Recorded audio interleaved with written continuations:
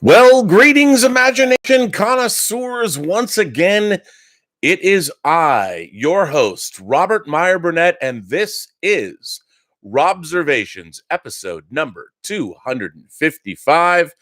As you all know, Robservations, the show about something, is brought to you by Lucky Tiger Men's Grooming Products for those men who want to look good and feel great.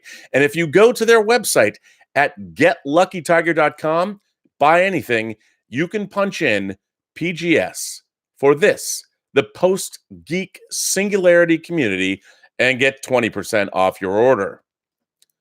That said, ladies and gentlemen, boys and girls, gentle beings, people of all shapes, sizes, colors, creeds, genders, you can identify as being earthling or not. You are welcome here at the Post-Geek Singularity community. You can be an imagination connoisseur if you imagine what could be. That's it. So that's all you have to do. Anyway, ladies and gentlemen, today is a big day. Today is a big day because, as we all know, the trailer for The Rise of Skywalker drops during the Patriots-Jets football game. My God, the Patriots just look like they're having a cakewalk all the way to the Super Bowl. You know, John Campea today had to make me aware of the fact that Baltimore beat the Seahawks. It's not like I didn't know. I get it. But anyway, what else happened last night? Last night, ladies and gentlemen, was the premiere of HBO's Watchmen limited series. It is a 9-episode series that has a beginning, a middle, and an end. Showrunner and creator Damon Lindelof has said that this is a 9-episode show, and like the comic, it has a beginning, a middle, and an end. And that's it. There are no plans for a second season currently. But no, I believe that. So let me, first of all, before I talk about this show, I need to explain what Watchmen means to me. Watchmen is, of course, the seminal mid-'80s comic series by Alan Moore and Dave Gibbons. I think, in my mind, for me, it was the single greatest superhero story ever written. And if you've not read Watchmen and you've only seen the movie, yeah, you really have. You don't quite get it. Because Watchmen is, first of all, Alan Moore, who wrote Watchmen, of course, he wrote Swamp Thing and DR and Quinch for 2000 AD. Alan Moore is an amazing, amazing writer. And he didn't just write comic books. The last couple of years, he had a tome, a book called Jerusalem that he wrote that I think everybody should read. If you are an Alan Moore fan, a fantastic, quite a journey. Alan Moore is a very, very learned man. He's a man of letters. He has read all kinds of literature. He's read all kinds of history. And if you want to get into whether or not he thinks of himself as a druid, a magician, I don't want to get into that. But Alan Moore is a singular talent, and he is not just a comic book writer. However, when he does write comic books, he is bringing his vast well of knowledge with him. So when he writes something, it's not just for show. He really has a very deep, deep, deep well of reasoning for why he decided to write what he wrote in the way that he wrote it. Now, this is not saying that he is impervious to criticism. He is not.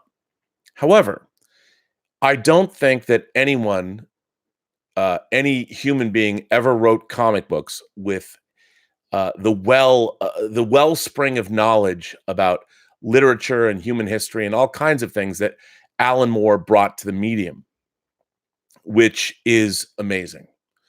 What he brought was amazing, and it shows in every line of dialogue. And I am an Alan Moore sycophant. I really am, and I freely admit it. And I've probably read the Watchmen comic book 50 times. You know, I gave the old graffiti hardcover, the slipcased hardcover, the Graffiti Designs edition to a girlfriend. I hope she still has it, an ex-girlfriend who I still adore. And I hope that I have the original comics. I bought them as they first came out. And now my go-to Watchmen of choice is the Absolute edition that DC published. I love it. It's oversized. The art is great.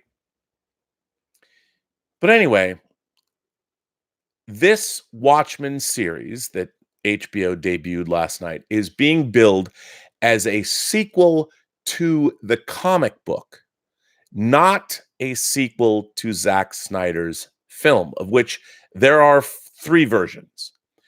First of all, I have to go on record as saying that I think that Zack Snyder's all 3 versions of his Watchmen are recreations and not adaptations. And I'm not sure that Zack Snyder was up to the task as far as understanding all of the themes of Watchmen. And this is not to say that I understand them more than anyone else. I can only tell you how I understand them the way I understand them, not the way they have to be. Your mileage may vary.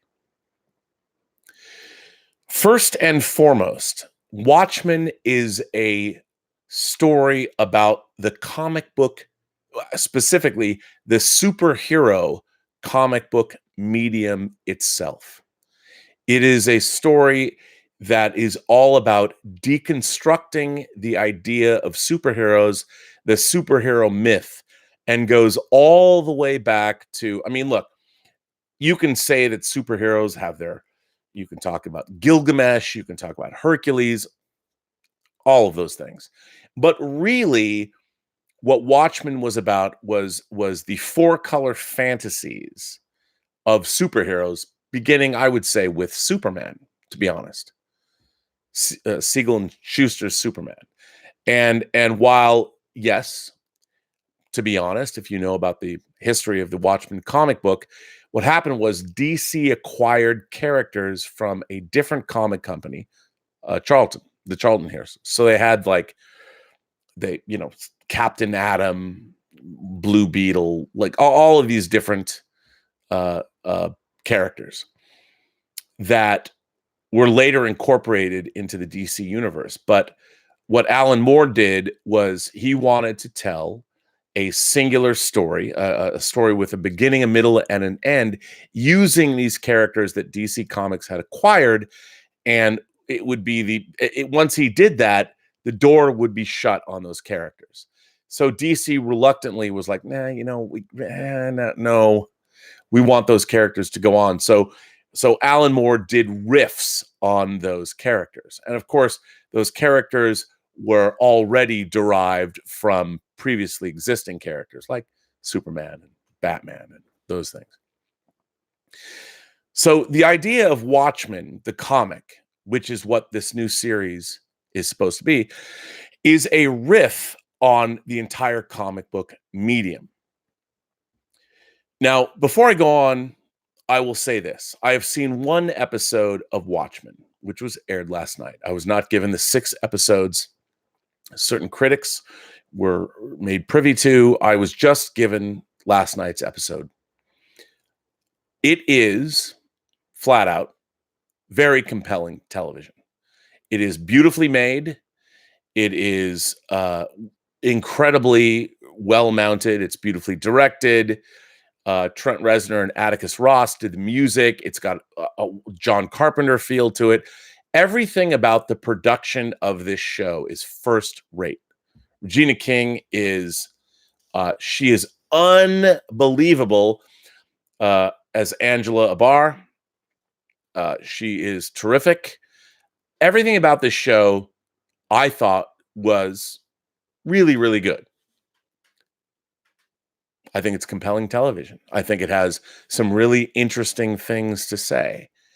Now, the question is, and this is what I asked myself the whole time, is why is this a sequel to the Watchmen comic book?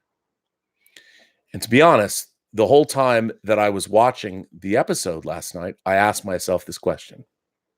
Now, no doubt, there are all kinds of allusions to the Watchmen comic book. All kinds. And wow, that's great. But like so many things of the modern age, so much genre entertainment that are sequels or homages or prequels or whatever, I am always wondering, do the people that are making these things now, do they really understand what the original creators were doing? And this is where I think that Watchmen falls short, at least based on the first episode. Fantastic television. As a matter of fact, this show would work if it was not called Watchmen, which is something that is a big deal for me. I was like, okay, why are you sequelizing Watchmen? Why are you doing that? I understand it's a brand name, but this show, if it had no connection to the Watchmen television or the Watchmen comic book, would this television show need to be a sequel to Watchmen? Because I think it fundamentally really, it doesn't have anything to do with the Watchmen comic book.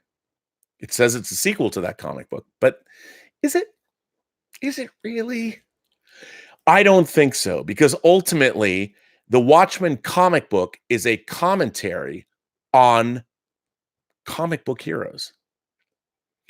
Now, I can't get into spoiler territory. I don't want to get into spoiler territory, but this series so far has been set in Tulsa, Oklahoma.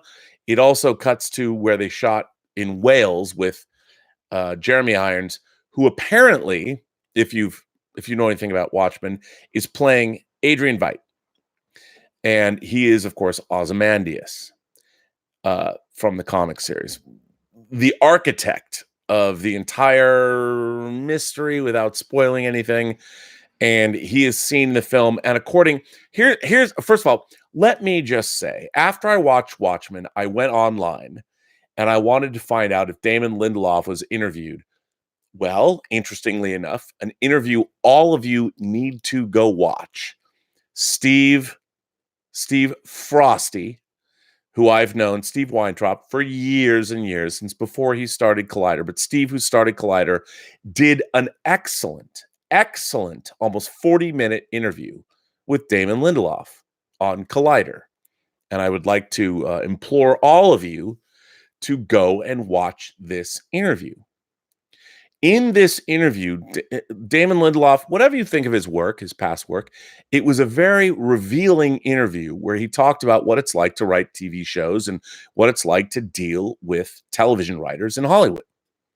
And he basically said when television writers get together, they have, in his own words, woke offs, where they talk about who knows more about being inclusive or whatever you call woke. But TV writers, which, by the way, is very apparent in today's television, especially in today's genre television. And he brings up Ta-Nehisi Coates, who's one of America's great Black writers. He's written Black Panther comics. He's written great essays. And Lindelof talks about how influenced he is by his writings. And that he talks about, Ta-Nehisi Coates wrote about the Tulsa race riot that happened in 1921. Tulsa, Oklahoma, the Black Wall Street, one of the most vibrant Black communities in America at that time. It's been called let me just read a little bit: the Tulsa Race Riot, the Tulsa Race Massacre, the Greenwood Massacre, or the Black Wall Street Massacre that took place between May 31st and June 1st in 1921. Basically, a black man was accused, a young black man was accused of probably saying hello to a white girl, and it caused a massive race riot. The riot began over Memorial Day. Let me just read. Hang on. Wikipedia. The riot began over Memorial Day weekend after a 19-year-old Dick Rowland, a black shoe shiner, was accused of assaulting Sarah Page, the 17-year-old white elevator operator of the nearby Drexel building. He was taken into custody. A subsequent gathering of angry local whites outside the courthouse where Rowland was being held, and the spread of rumors he had been lynched, alarmed the local black population, some of whom arrived at the courthouse armed. Shots were fired and 12 people were killed, 10 white and 2 black. As news of these deaths spread throughout the city, mob violence exploded. Thousands of whites rampaged through the black neighborhood that night and the next day, killing men and women, burning and looting stores and homes. About 10,000 black people were left homeless, and property damage amounted to more than $1.5 million in real estate and $750,000 in personal property, which would be $32 million in 2019. Well, Lindelof, by his own words, had never heard of this. So he has basically taken his ideas of racial violence, police violence, things that have been in the media now, and he has transposed them into the Watchman universe. The Watchman universe basically takes place in an alternate 1985.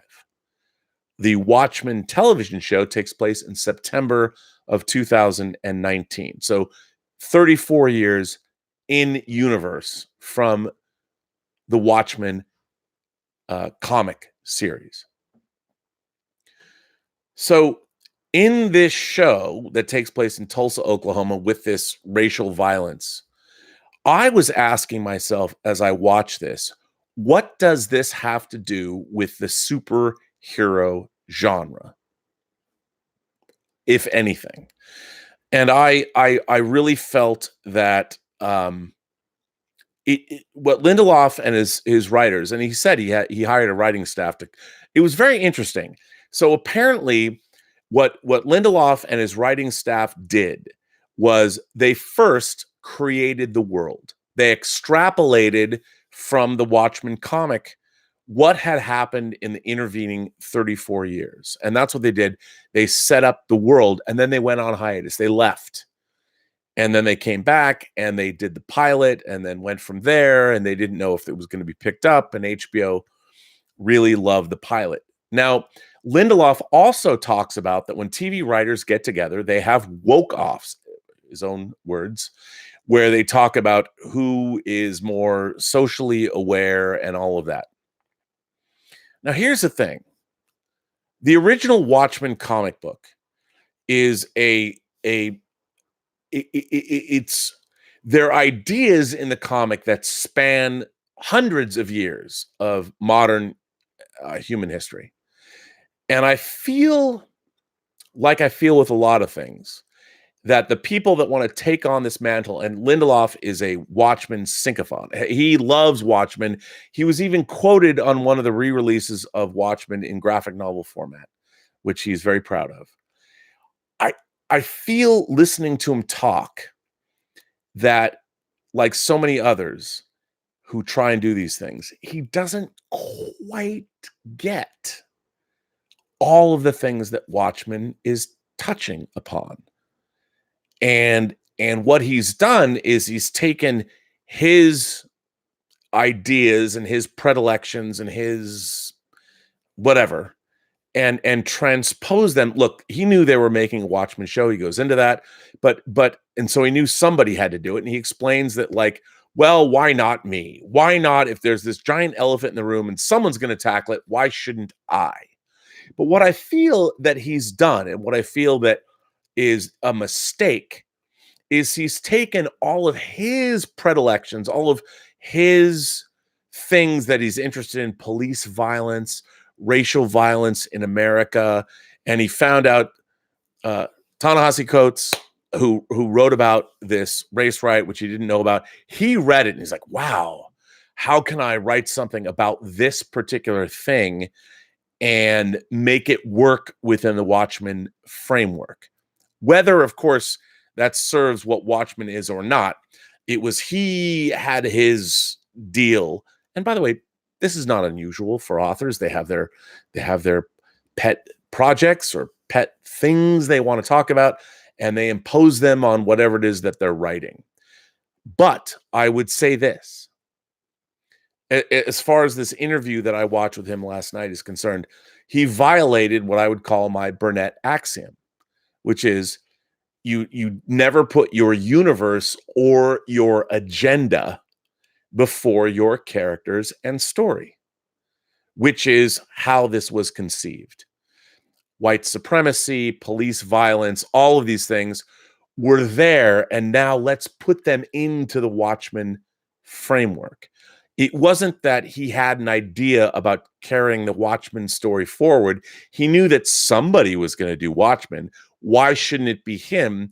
And then based on his recent readings of something he never knew anything about, he was like, oh my God, let's bring this Tulsa race riot to America. Now, I don't know where it's going to go. Maybe it'll all work out in the end. This is based on one episode. And I have to say, let me be very clear. This was some great television. Really, really well done, well-made television. I don't know why it has to be involved with the Watchmen. I don't. I really don't. But that said, it's really, really well done television. All of the performances, I mean, as I said, Regina King, amazing. Yahya Abdul from Black Manta, from Aquaman, is in this as her husband. Don Johnson. We can talk about the reconnaissance or whatever. Let's talk about the Don Johnson assance. I love Don Johnson. I've loved Don Johnson since I saw A Boy and His Dog. I love Don Johnson from Miami Vice. I loved him when he starred in John Frankenheimer's middling film Dead Bang. I love Don Johnson. He's in Rian Johnson's new movie, Knives Out. And he was phenomenal in this episode. I saw him on TV. I mean, the guy's 69 years old, and he is still the baller that he ever was. I mean, can he still rock a peach t-shirt with a linen jacket? I don't know. All I know is that it was so great to see him. He was fantastic. Everything about Watchmen is first rate. It's first rate television. But I don't understand why it has to be Watchmen. Now, there was a lot of things. There were so many nods to the Watchmen comic book series. One of the first things, if you didn't know it was a sequel to the comic book, it rains squid. This is not maybe it comes into play later, but there's a scene where in Tulsa, Oklahoma, they have a squid alarm where it's going to rain squids. So a lot of squids are raining from the sky. Now, for me, as someone who loves calamari, I'm like, that would be awesome. I would just drive around with a bowl and get fresh squid coming down and cook it up later and bread it or batter it and eat it. Now, for those of you who haven't read the comic book, at the end of the film, at the end of the comic, instead of Dr. Manhattan's power, Adrian Veidt's plan involves a gigantic, genetically engineered squid. This giant squid appears in New York and psychically kills half the population and whatever. So this ties into that. I don't know how, because why miniature squid are raining from the skies. Maybe Adrian Veidt figured out a way to keep that happening. I don't know. But it was confusing. It was confusing. And of course, seeing Dr. Manhattan, glimpses of Dr. Manhattan still on Mars. Why he would still be on Mars after 34 years after the original Watchmen, I don't know.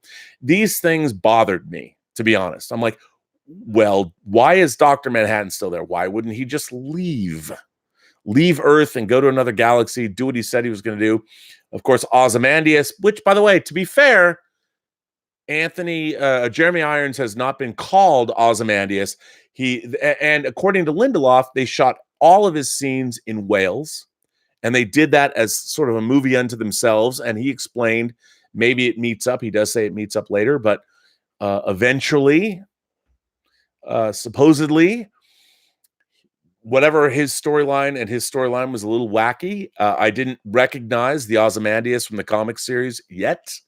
After one episode, maybe I'm not supposed to. But it was interesting, but weird. And I don't know where it's all going. He is in the there's a newspaper headline that says he has now been Adrian Veidt has been declared dead. We see that. It's been 34 years. Why it took that long, I don't know. And of course, in the show, police are being hunted down. So really, the concerns of the show are about, and Lindelof talks about vigilantism.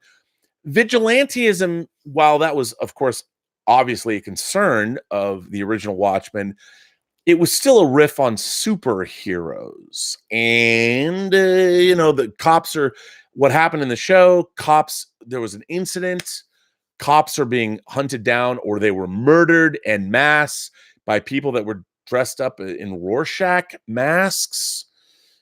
Again, it's hard to say what's going on. I just think it's just a little, I don't know. As a Watchmen sequel, I had a lot of problems with it. However, it's really compelling and interesting television that is very well made, definitely worth your time, and I ultimately want to see where it's going, because Lindelof, he says that Watchmen is one of the great pop culture events of the 20th century, and he was, I guess, quoted. I want to see what he loves brought to fruition. I have no faith in him. As I've said, I hate watch The Leftovers, and I also saw what he did to Prometheus, which I don't think really worked. And I thought the seventh season, the last 6 seasons, the last season of Lost was the greatest audience betrayal in television history. So I have no love in particular for Lindelof, but I do admire what he's done. And I did think this first episode is definitely worth your time. It is definitely worth watching. And I'd be very curious to hear what everyone says. I mean, I can't review it. I can't tell you whether it's good or bad. I will say this: the first episode, great TV, beautifully made, beautifully acted. I loved everyone's performances, the incredible cast, and I'm curious to see where it goes. I just don't know. I don't have faith that Lindelof and his writing staff get Watchmen, if that makes any sense. So anyway, I don't know what you guys think, but let's see, jumping into what you guys are saying. Let's see. JB Bonifacio. JB Bonifacio says, the last trailer of the Skywalker saga feels sad, man. I don't know. We're going to get it tonight during Monday Night Football. Looking forward to it. Maybe it feels sad. I'm not really sure. Mark C says, I found that Alan Moore dealt with issues that caused you to think. Lindelof appears to be creating a show that is telling you what to think. Well, Mark C, I don't disagree with you. I felt like, look, whatever you think about the new Watchmen, it's incredibly heavy-handed.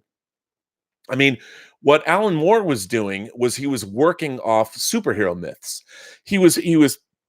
We had decades of superhero comics, and Alan Moore was deconstructing this superhero idea. What Lindelof is doing is, it really felt, and when he said that he has woke-offs with his fellow TV writers, I'm like, oh, well, that explains all of genre television. I mean, when we have things like The Dark Crystal, Age of Resistance, which is amazing fantasy storytelling and writing, and then on the other hand, we get the new Watchmen show, which is all about telling you how woke it is. And that's fine. It's fine if the story works. That remains to be seen. Star Trek Discovery, everyone's agenda is being put before characters and story. And I think Watchmen is a perfect example of that. Watchmen is an incredible example of here's my agenda. Ta-Nehisi Coates. I mean, I've read all of his work. I want to tell you how woke I am. So now here's my show. Is it really a Watchmen? I mean, yeah, somebody was going to do it. Lindelof said someone's going to do it. Why not me? So Mark C, I have to agree with you. This show is so not that everybody that has a political agenda is not telling you how to think, but my God, this show is it's very didactic, I think. And people say like, what, Watchmen isn't? Well, no, because remember, Watchmen was a comic book that came out in the comic book medium talking about comic book characters and the whole thing. This is not that. This Watchmen TV show that says it's a sequel to a comic book show is now a television show in the wake of the Marvel Cinematic Universe, where it's going to talk about superheroes as depicted on film and television. It's not, I don't know. I don't know. But we shall see. We shall see. Mark C also says, Rob, I tweeted you on your regular feed an amazing deep dive into Joker. I saw that. I haven't been able to watch it since I went on the show. Hope you will take a look at it. I absolutely will. Cannot wait. Who knows? We shall see. Usurped Trek. Great shirt, fun show with good characters and learned content. I love your media reviews and suggestions. Any Korean media you cannot live without. Korean media, well, you know, it's really interesting. Now that we have Parasite in theaters, you know, Bong, I don't want to mispronounce his name, but the director of Parasite, there's two movies, Memories of Murder. There's a Korean film called Memories of Murder that is a serial killer film, which is brilliant, that you have to see. And what's really interesting is they recently solved the murder that was unsolved at the time that movie was made. So Memories of Murder, check it out. You know, I want to say it's like the Zodiac of Korea, but it's not really. It's different. Also, other Korean media, you know, The Host, of course, same director. I also love Train to Busan, but Train to Busan is, as far as zombie films go, love it. I think what is it? I want to say I Saw the Devil. It's not. Was it I Saw the Devil? There is some amazing Korean genre cinema that is truly amazing. I think there's a lot of Korean movies out there.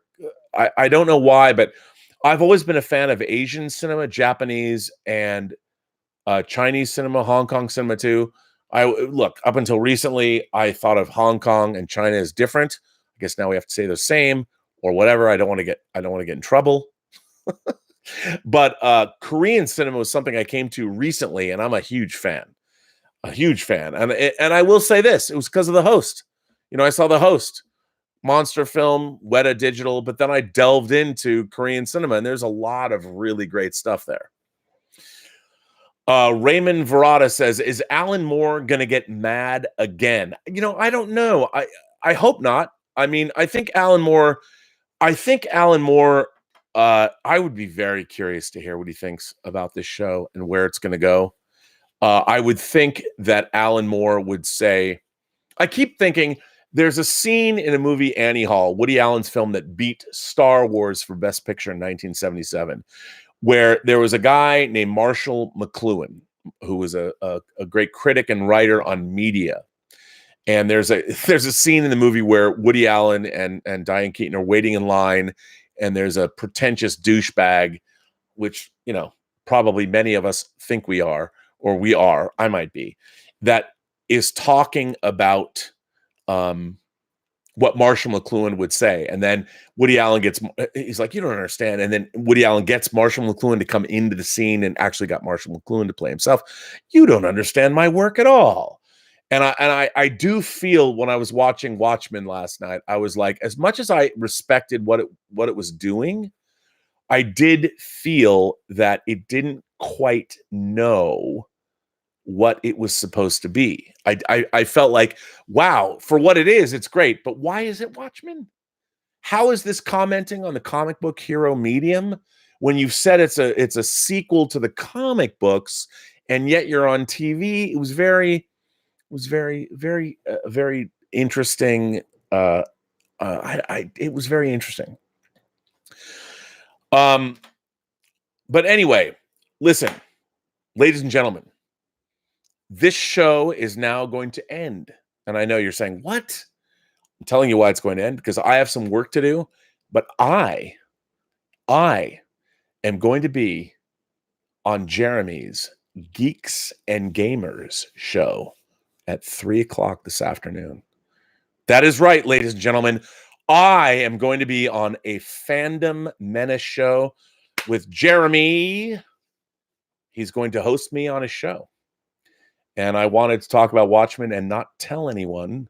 But yes, I will be on Geeks and Gamers today. And I know people are going to be not happy about it. They're going to say, why? And I'm going to tell you, I think we're all part of the same community. And pre the last Rise of Skywalker trailer dropping, I thought it was important that all of our community, all of you imagination connoisseurs, can watch Jeremy and I on his channel. He's hosting me on Geeks and Gamers. I know a lot of people have said, Rob, perhaps you shouldn't do that. I'm like, nope. You know what? I think this entire community, all of us, we are all imagination connoisseurs. And Jeremy and I, 3:00, are going to be on YouTube together. I know I'm talking about it. I'm getting all sweaty. I'm getting verklempt. And I want to tell you now, I've got to meditate. I've got to bring this chat. This is the shortest Robservations ever. But I wanted to use this as a lead-in to being on with Jeremy, Geeks and Gamers. It could be, who knows, we could shake the pillars of heaven the way Jack Burton thought he would in Big Trouble in Little China. So I want to invite you all to watch Jeremy and I at 3:00. That would be in an hour and basically 40 or an hour and 20 minutes. Yes.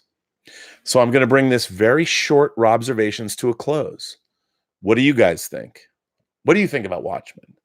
I've got a lot of letters. Anyway, I'm going to say this. Every person you meet has a story to tell you have yet to hear. And all you have to do is listen. And I hope you come on at 3:00 today. Jeremy and I, Geeks and Gamers, on his channel. Join us. And let's see where it goes. Well, ladies and gentlemen, as always, I will say, have a better day. And I hope this is a surprise. And let's see where it goes. I think it's going to be interesting.